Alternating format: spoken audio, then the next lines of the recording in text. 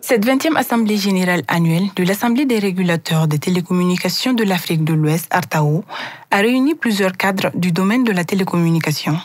Prévue sur 2 jours, elle permettra de faire le point sur les activités menées au cours de l'année écoulée, mais surtout d'entreprendre de meilleures perspectives pour le renforcement et la réalisation des objectifs de l'ARTAO, dont la vision est d'améliorer la vie des populations dans le secteur des télécommunications. Notre organisation commune, qui est l'ARTAO aujourd'hui, a été l'espace encore perfectible d'échange entre nous pour optimiser le pilotage opérationnel dynamique des réformes et donc du secteur. Notre capacité individuelle et collective à prendre en charge la régulation de notre secteur à travers notamment le pilotage des réformes structurelles aura donc permis d'assurer l'atteinte des objectifs initiaux,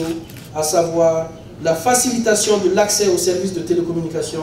au plus grand nombre d'usagers. Faut-il rappeler que l'Assemblée des régulateurs de télécommunications de l'Afrique de l'Ouest a été officiellement mise en place en novembre 2002 sous l'impulsion de la CEDEAO.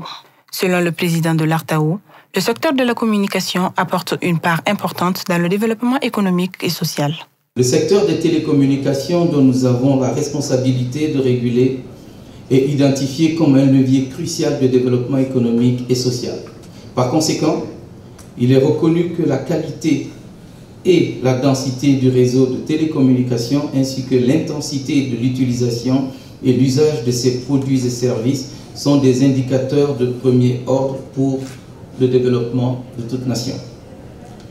Malgré les défis et les apports du secteur de la télécommunication, le représentant du ministre de la Communication, de l'économie numérique et de la modernisation de l'administration espère au terme de ces 2 jours de travaux une amélioration et un service de qualité du dit secteur par les régulateurs.